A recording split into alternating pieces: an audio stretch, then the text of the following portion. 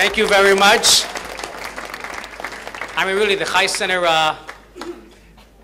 really survives, thrives by all of your hard work, by being involved and being engaged, and thanks to all of you for first saying no to being honored and then saying yes to being honored. So it always works out. It always works out. So it was just a few months ago, I got a call from a lady by the name of Michelle Matz. Her father passed away. Her parents were coming to the high holidays when we were at the LAX airport at the Pantages Theater when we were doing high holiday services, free high holiday services. The Chai Center gets a few thousand people, around 800 people per service. So I really didn't know who they were because, unfortunately, I only really see them once, maybe twice a year. So I get this call 2 months ago that her father passed away, and she herself didn't really go to services, but her father always spoke very highly of the Chai Center, and thus she wanted a rabbi from the Chai Center to officiate. So this happened 2 months ago. I asked my parents if they could officiate. They were unavailable. So I'm next in line. I filled the slot. We did at Sinai Memorial. Very moving. Maybe just 15, 20 people were there. It was the next, I think it was a Tuesday, maybe a Wednesday. It was raining. And you know what the newscast people, they say when it's raining, you should stay indoors. This is LA. Don't go out. It's dangerous. The roads are slippery. And I'm born in LA, 1975, UCLA Hospital. So I'm listening. I'm listening. And I remembered I had an umbrella. I said, you know what, let me do this. So I went to Beverly Hills from my office, maybe 20 minutes.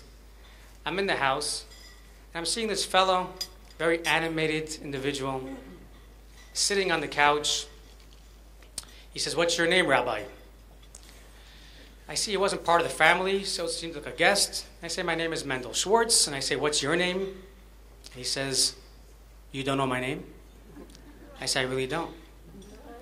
He says, "My name is Richard Simmons." So I say, I apologize. I don't have a television, I just don't know. He says, "You must be living under a Jewish rock." And now the 15 people at the Shiva house are enjoying this encounter between the rabbi and Richard.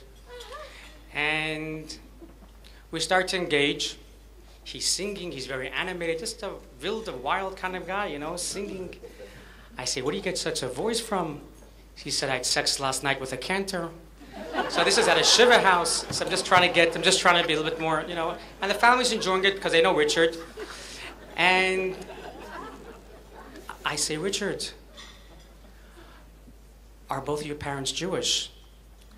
See, he says, "Well, my mother's mother was Jewish." So Richard says that his mother was once upon a time Orthodox. They moved from Ukraine to Philadelphia. She was a dancer, and she had to do some work on a Saturday and so forth.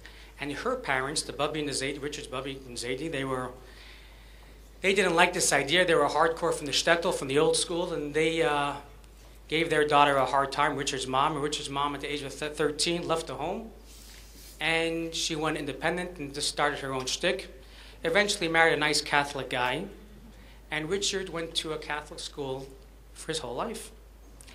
And as his mother was getting older, so his mother, this is what Richard's telling me in front of this house, in front of the whole Shiva house, in front of the Matz family.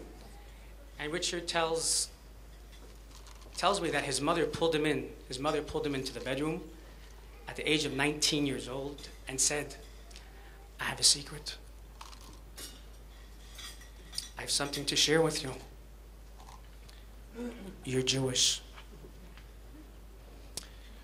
So Richard told me he always knew he was Jewish. I've been trying to get involved with him, and I have. He has a tremendous following. And he then asked me, "Rabbi, where's your temple? I like to go." So I said, "I don't have a temple." He says, "What kind of rabbi doesn't have a temple?" So I said, "Well, the Chai Center is a bit unique because there's a lot of temples up and down Pico and Wilshire Boulevard, but the Chai Center is not competing with other temples. We're reaching out to the largest denomination of Jews in Los Angeles. Jews for nothing." That's 70% of our Jewish people. 70%. So that's where my time, that's where my money, that's where my resources are going. And that's what the chayson is about. So if you want a synagogue, we're not interested in you. So he says, Rabbi, I love that. I love that. I love that. I like that. And he stands up. He gives me a hug. He's kissing me. He's kissing my neck. He's kissing my cheeks. He's kissing. He's hugging. And he's kissing. And he says, Rabbi, I am going to come to your fundraiser, to your next event, and I'm going to make some money. We're going to make a whole tararam. And I said, great. And his manager was right there. They locked it in for this date. Like I say, he wasn't able to come tonight, but I'm sure we'll get him for another one. We got to give him a bris still. He doesn't know about it yet, but we'll get him. So I said this story that I just shared with you 2 Friday nights ago.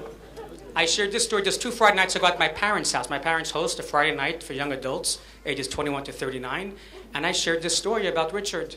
To my left is standing this fellow by the name of Gregory, and he says, wow, you just said my story. I just found out last year that I was Jewish. So I want to just welcome our newfound friend, Gregory. Come on over here.